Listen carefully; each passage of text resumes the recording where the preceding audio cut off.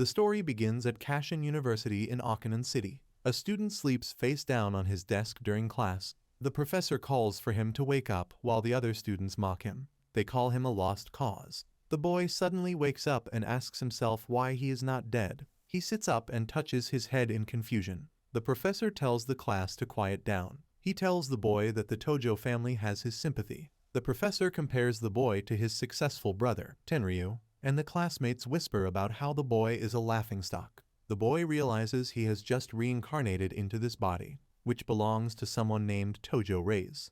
He remembers his past life before he reincarnated. His real name was Yi Tenki. He had long white hair and wore traditional robes. He mastered pill forging and artifact refining, reaching the very peak of the cultivation world. After 5,000 years of training, he became the strongest person in the world. He endured thousands of lightning strikes and was one step away from ascending. Suddenly, he was stabbed through the chest and betrayed by a comrade named Shuang'er. He had treated Shuang'er like family, but she was actually the daughter of the sole emperor he had killed in the past. She waited a long time to get her revenge. Bleeding from his mouth, Yi Tenki smiles and says a guy starved for family love was taken down by family. He decides he will not just die quietly. A dark aura surrounds him as he grabs Shuang'er. He blows himself up in a giant explosion, killing himself, Shuang'er, and the Lord of the Demonic Path all at once. Back in the present, he looks at his hand and admits he desperately wanted to live. He accepts his new body and promises to settle the humiliations this boy suffered,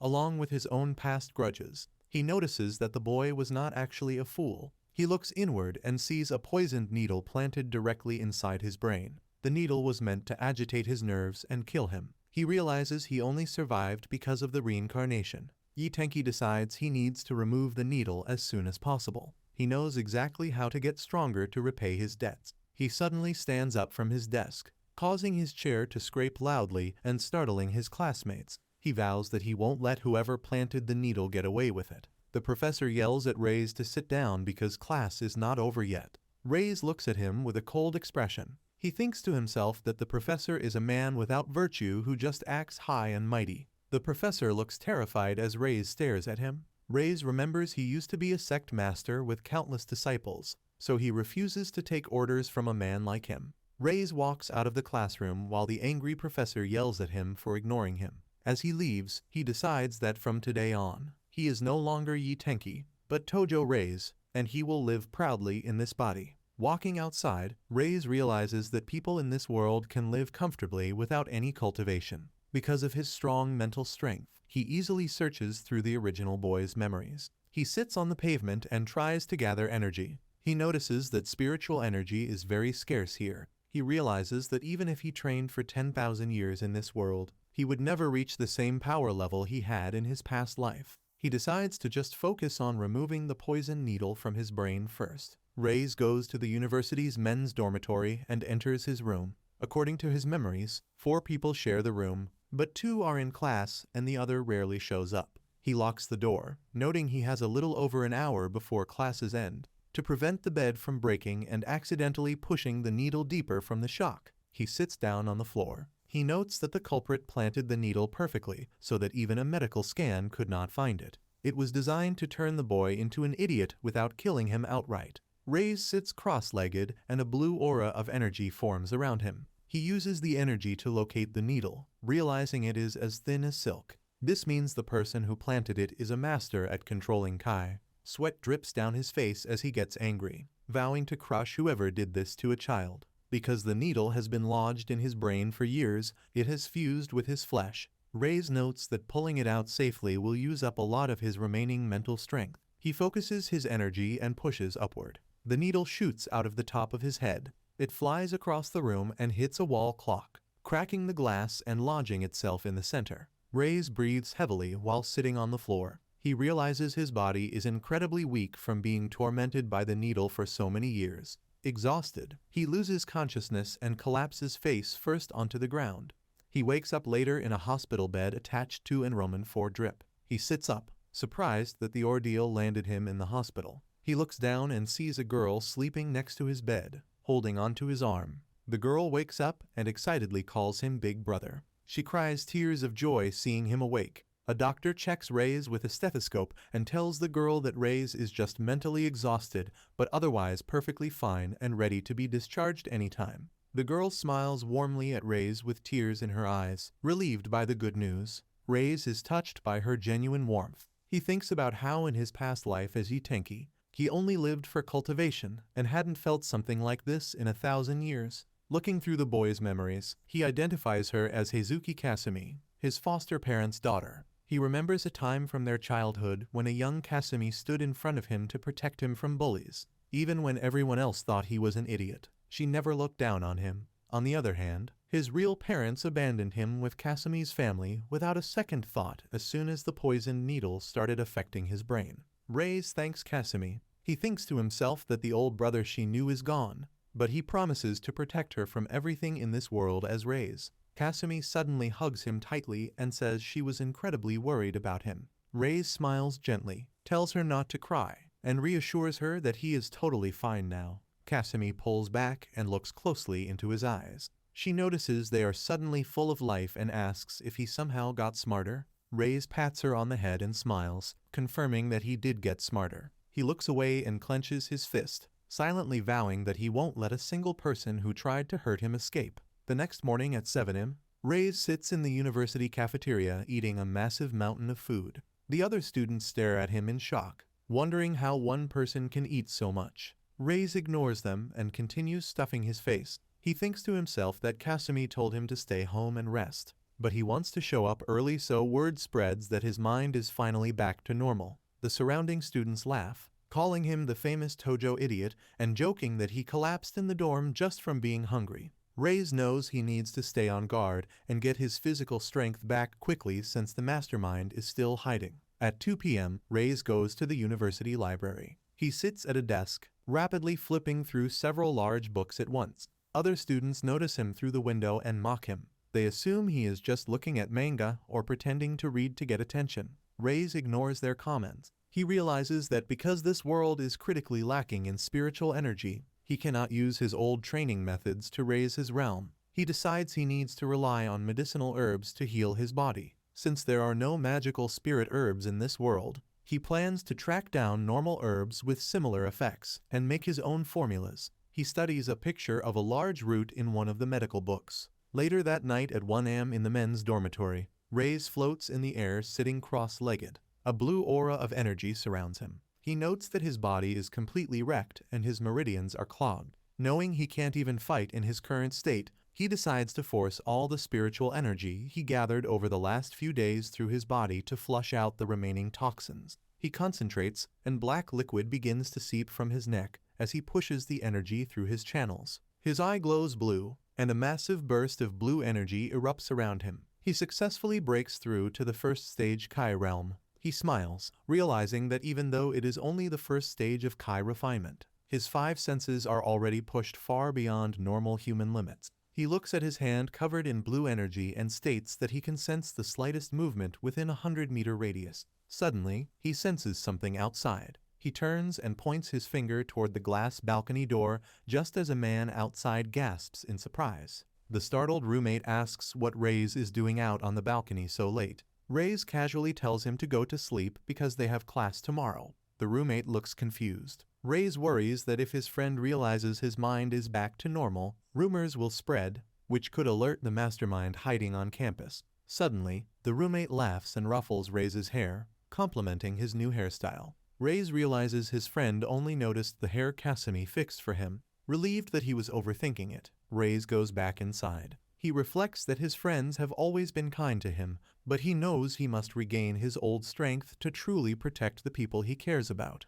no matter what obstacles he faces. Early the next morning in the girls' dormitory, Kasumi's roommate is amazed by her quick math skills and asks if she is in a good mood because she likes someone. Kasumi happily denies it and explains that her big brother is finally back to normal. Her roommate is skeptical because of Reis's reputation. Kasumi yells that those rumors were nonsense and everyone will soon see how incredible he is. She then pulls out her phone to show a video someone posted online. The video shows Reis practicing martial arts on the school field. Kasumi is annoyed because the comments are full of people making fun of him. Out on the track, Reis ignores the laughing students around him. He throws a powerful punch, practicing a basic technique called the True Dragon Fist. He thinks to himself that while this power is nothing compared to his past life, it is still enough to crush a boulder and handle ordinary martial artists. He acknowledges that his stamina still needs work. As he walks off the track, a tall, muscular student with slicked-back brown hair blocks his path. Reis stops and asks who he is and what he wants. The tall student smirks down at him. He states that Reis is definitely not the same as before. The student cracks his neck, his eyes glowing ominously in the shadows, and says things are getting troublesome. Reis just stares back at him calmly. The student angrily introduces himself as Hayashida Tsutomu. He demands that Reis stay away from Kasumi, claiming that an idiot like him will only drag her down. Reis remembers his past life as a Sect Master where immortals bowed to him. He finds it ironic that he is now being ordered around by a normal human. Reis calmly explains that Kasumi is his little sister, and whoever she likes is her own business. Hayashida gets even angrier. Reis clarifies that as her brother, he cares about her happiness. He tells Hayashida that Kasumi can date whoever she wants, but Hayashida is completely out of her league. Hayashida becomes furious. Reis thinks to himself that back in his old sect, a guy like this wouldn't even be fit to sweep the floors. Hayashida yells for a spar and throws a sudden punch at Reis's face. Reis easily catches the fist with one hand without flinching. He notes the lack of manners and dignity in a surprise attack. Recalling how emperors used to show him respect face to face, Hayashida stares in shock,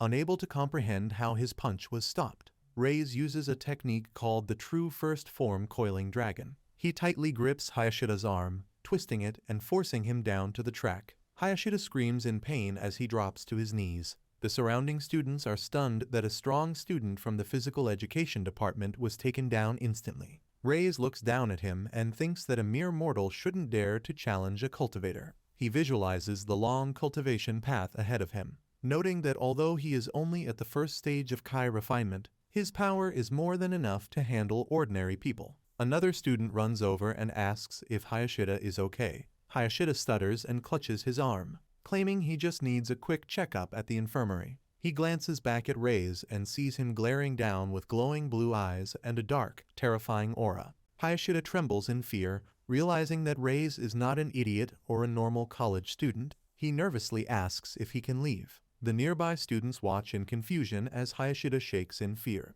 Reis steps closer and realizes that since Hayashida didn't even know he was Kasumi's brother, someone else must have sent him to start a fight. Reis tells Hayashida he was being used and demands to know who set him up. A terrified Hayashida confesses that a first-year business student named Minami Hiroki manipulated him by showing him photos of Reis and Kasumi together. Hayashida offers to go with Reis to help settle the problem. Suddenly, Kasumi's voice rings out across the field calling for her big brother. Reis turns to see her approaching. Kasumi rushes over to Reis and asks if he is hurt. She stands protectively in front of him and yells at Hayashida to stay away from her brother. A terrified Hayashida quickly turns around and runs away. Kasumi then introduces her best friend, Furuya Runa. Reis looks at Runa and immediately notices she has a pure yin constitution with blocked meridians. He realizes this means she won't live long. He thinks to himself that he could have saved her with his past strength, but he cannot do anything right now. He decides to deal with it later, focusing first on finding out if Minami Hiroki is connected to the poison needle. Reis asks Kasumi where the business administration department is. She points to a large brown building nearby. Reis tells them he is just going to have a look and walks toward the building, determined to drag out everyone who set him up.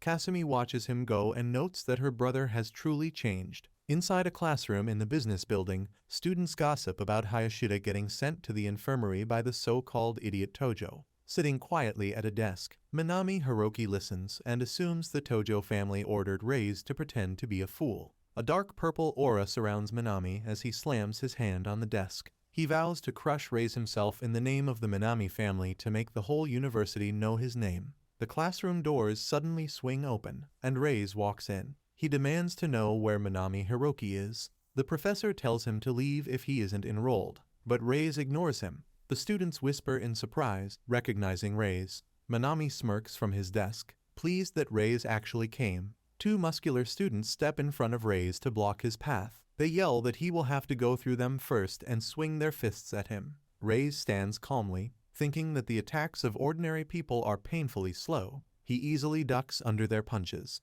Moving quickly, Reis delivers a powerful strike directly into one of the attacker's faces. The student is launched backward and crashes onto the floor, bleeding from his head. Reis stands over the defeated students. He clenches his fist, his eyes glowing blue, and tells them he will say it one more time. Bring him Minami Hiroki.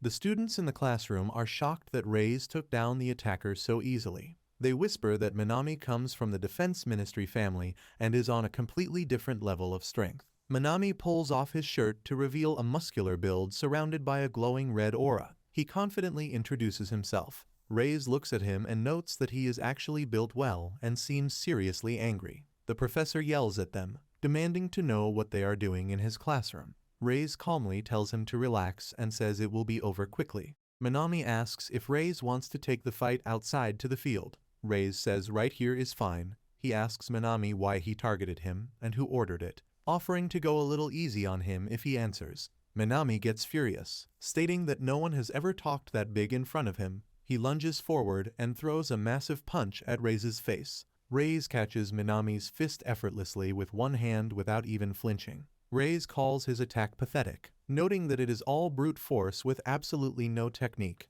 Minami starts sweating in panic as he realizes he cannot pull his fist back. Reis then delivers a powerful kick straight into Minami's stomach. The impact sends Minami flying backward through the air. He crashes hard into several desks and chairs. The classroom erupts in panic. The professor yells that he will report the violence to the university. The students cannot believe Reis actually flattened Minami. They whisper that the Minami family will not let this slide, and that Reis must have a death wish since even the professors are afraid of them. Minami struggles on the floor, clutching his stomach in pain. Reis walks over and crouches in front of the defeated student. He asks Minami if targeting his family was his own family's idea. A terrified Minami asks what Reis is going to do. Reis warns him that if he has any business in the future, he should bring it directly to him and leave his family out of it. Reis then grabs both of Minami's arms and snaps them backward, breaking them instantly. Minami screams in agony as he lies broken on the classroom floor. Reis looks down at Minami and tells him he just dislocated both of his shoulders. He asks if Minami wants to keep going. Minami cries, gives up, and promises never to go near the Tojo family again. Reis corrects him, stating it is the Hazuki family. Minami quickly agrees. Reis turns and walks away. He thinks to himself that if he hadn't been strong enough today, Kasumi would have definitely been harassed. As Reis leaves, the other students panic and rush to get Minami to a hospital. The professor is outraged by the violence and asks for the attacker's name so he can report him. A student tells him it is Tojo Reis, the famous campus idiot. The professor wonders if Reis is just considered an idiot because he acts so recklessly. In another classroom, a student shows Kasumi a viral post on the school forum. The post features a picture of Reis kicking Minami, with a caption saying the campus idiot annihilated Minami in seconds. Kasumi smiles brightly and calls her brother cool. Her friend Runa warns her that Minami's family works for the Defense Ministry and Reis could be in serious trouble. Kasumi immediately calls Reis to warn him. Outside, a campus loudspeaker announces that second-year Tojo Reis is facing disciplinary action for assault. Reis walks away from the school grounds, completely ignoring the announcement. He answers Kasumi's call. She yells through the phone, frantically asking how he can be so calm when the Minami family will definitely retaliate. Reis tells her he will deal with it when it happens. He remembers his past life, thinking that if he gets scared of something this small, he will never reach the immortal path again. Kasumi tells him to lay low on campus, but Reis says he has already left the gate. When she asks where he is going, he simply says he is going to get stronger. At a hospital, Minami lies in a bed with his arms heavily bandaged. His mother is furious that someone dared to hit her son in public. Minami begs her not to tell his father or older brother, because he wants to get revenge himself to save his reputation at the university. An older man in the room sneers that an abandoned Tojo family dared to attack their Hiroki. Back on the street, Reis clutches his chest. He acknowledges that while the Minamis are not that powerful, he still cannot be careless. He notes his current body is far too weak, and he needs to power up fast. He decides it is time to move his plan forward and hails a taxi. Once inside, he tells the driver to take him to the nearest Chinese medicine pharmacy. He looks at a small notebook, thinking that if he can successfully refine a medical pill, he might finally be able to awaken. Reis goes to the Rushodo Chinese medicine pharmacy. He orders a large list of specific herbs, including licorice, goji berries, and gardenia. The pharmacists are surprised he is buying so much without a prescription. Reis buys everything and leaves carrying a massive sack of herbs over his shoulder. He realizes he just spent 2 months' worth of living expenses and is completely broke. He needs a quiet place to refine the herbs into pills, but he has no money left to rent a room. Suddenly, Kasumi and her friend Runner run up behind him. Kasumi scolds him for leaving campus and asks if he robbed the pharmacy. Reis calmly asks Kasumi to lend him some money. Kasumi and Runner are surprised, as he has never asked for money before. Reis explains he needs to rent a room to process the herbs so he can get smarter. Kasumi checks her wallet but only has 20,000 yen, which Reis says is not enough. Runner steps forward and offers him her bank card. She tells him she has 80,000 yen in her account that he can use first. Runner hands over the card and tells him the pin. As Reis looks at her, he again visualizes her pure yin constitution. He sees that the deadly yin energy has seeped all the way into her bones, meaning she will die before she turns 22 unless an expert intervenes. He accepts the card, thanks her, and promises to pay her back in 2 weeks. As Reis walks away, Runner wonders why she trusts him so easily. Feeling like he radiates a reliable aura, Reis acknowledges that while this money is nothing to a cultivator, it is all the money she has. He decides he now owes her a debt. Reis visualizes her drowning in deep water due to her condition. He thinks most people would give up on her, but he vows to stand between her and the King of Hell to keep her alive so he can repay the favor 10 times over. Later, Reis meets with a landlady to rent an apartment. She tells him the total is 36,000 yen upfront for the rent and deposit. Reis pays her and walks into the empty, run-down room. He decides it is good enough as long as he can refine his pills. Noting that raising his cultivation is the fastest way to earn more money, Reis sets up multiple large metal pots on portable gas stoves on the floor. He reflects that pill refining requires 3 key factors: herb quality, flame control, and activating the medicinal properties. His hand glows with blue kai as he levitates the packages of herbs in the air. He notes that each herb must be handled differently, some burned with fire, others dissolved in water to draw out their full power. He drops the ingredients into the pots. He knows the herbs are weak due to Earth's low spiritual energy, but his past knowledge will let him create a basic kai refining pill. He pushes his blue kai directly into the flames to perfectly control the heat.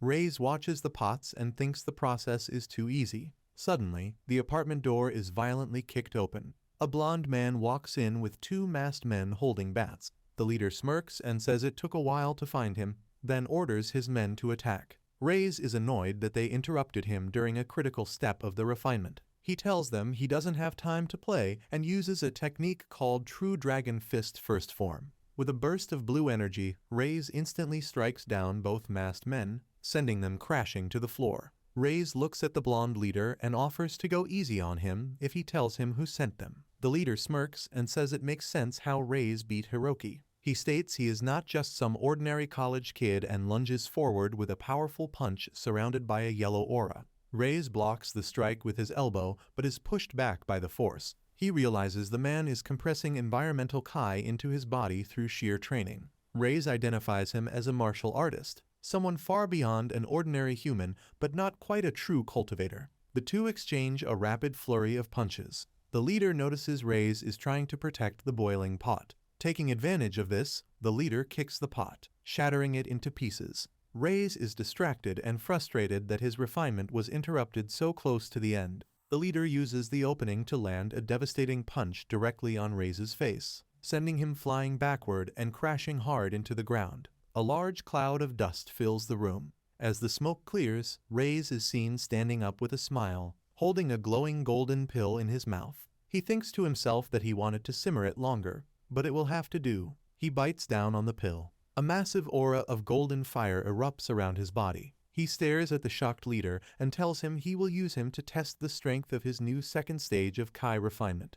The leader sweats in fear as he feels the overwhelming pressure radiating from Reis's fiery golden aura. Unable to believe it is the same person from a moment ago, the leader decides he cannot hesitate and must strike first. He lunges forward with everything he has. Reis calmly raises his hand and unleashes a massive, palm-shaped blast of golden energy. The powerful blast hits the leader head-on, sending him flying backward to crash violently onto the floor. Reis looks at his hand, amazed by the massive difference in power between the first and second stages of Kai refinement. The leader cries in terror, clutching his injured arm. He screams that there is no way a random college student is this strong and asks what Reis actually is. Reis tells him to be quiet and casually fires a thin, concentrated beam of energy that grazes the leader's neck and scorches the wall behind him. Reis steps closer, his hand glowing with golden fire,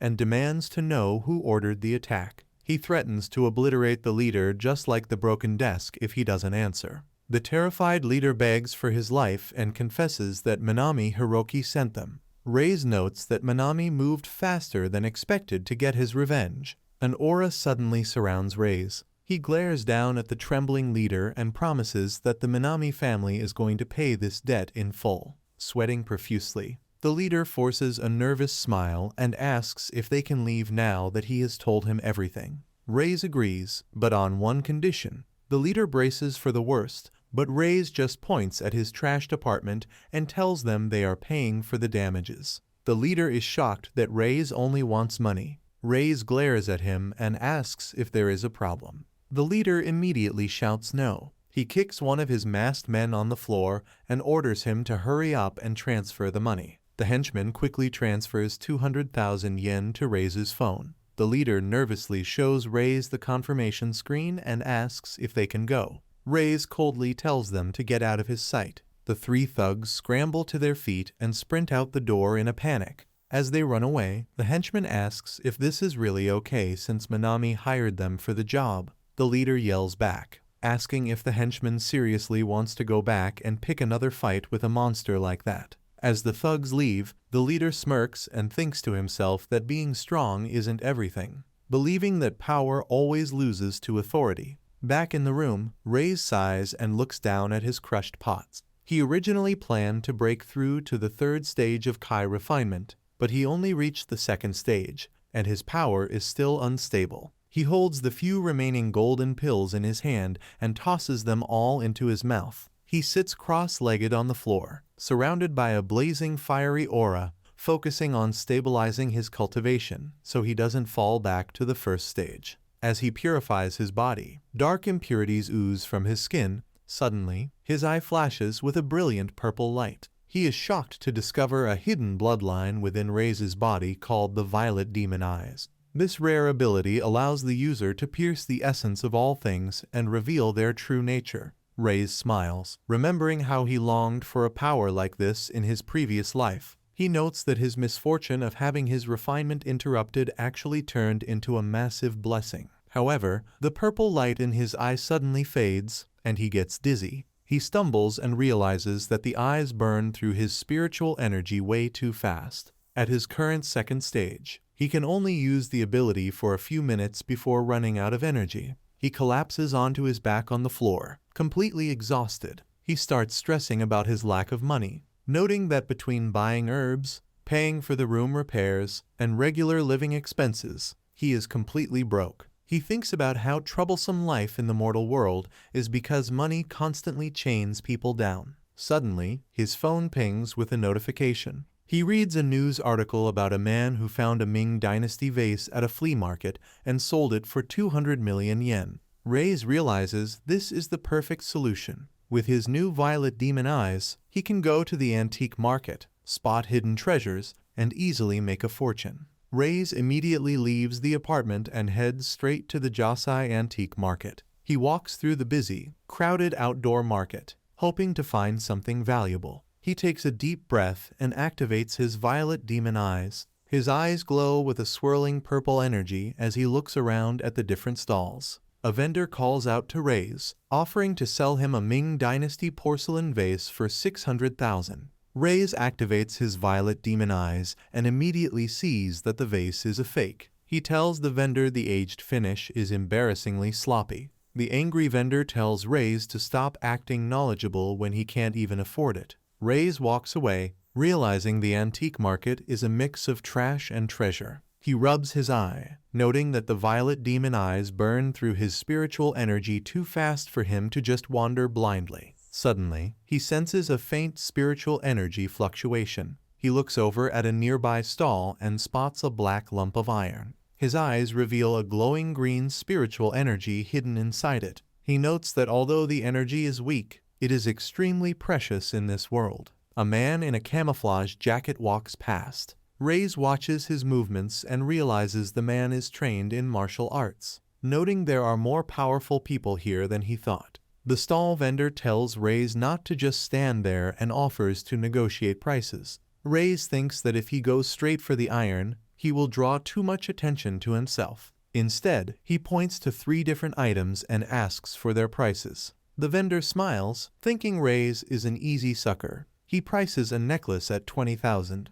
a folding fan at 36,000, and the iron at 10,000. Reis acts shocked at the high prices to play along. He decides to pretend he is only after the fan. He picks it up and tells the vendor he likes it, suggesting that if the vendor won't drop the price, he should throw in the iron for free. The vendor happily agrees and hands over the iron, mentioning he just picked it up at a construction site anyway. Reis pays the 36,000 and walks away holding the iron. He thinks to himself that he hit the jackpot and can use the spiritual energy inside it to forge at least one artifact. The vendor watches him leave and calls him an idiot for paying that much. A short distance away, Reis opens the folding fan with a smirk. He notes that the fan is actually a genuine antique and he can easily flip it for 100 times the price he paid. Suddenly, someone in the crowd yells for help, asking if there is a doctor around because a man has collapsed. Reis looks over and sees the martial artist in the camo jacket from earlier standing next to a young man holding an unconscious older man. The young man frantically orders the camo guy, Yosuke, to call an ambulance. Reis recognizes the camo guy's martial arts background and wonders if they are from a distinguished family. He quickly decides it isn't his problem and turns to walk away so he can get back to forging his new artifact. Just as he leaves, the young man screams that he doesn't care who does it. He will pay 2 million to anyone who saves his grandfather. Reis immediately stops in his tracks. Hearing the massive reward, he smiles and thinks to himself that there is no reason not to help. Yosuke tells the young master that the ambulance will take 10 minutes to arrive. The young master cries, saying that will be too late, and begs the crowd for a doctor. The bystanders hesitate, murmuring that someone's life is too big of a responsibility to take on. Reis pushes his way through the crowd and approaches them. He looks down and confidently states that he can save him. The young master looks up with tears in his eyes and asks if Reis is a doctor.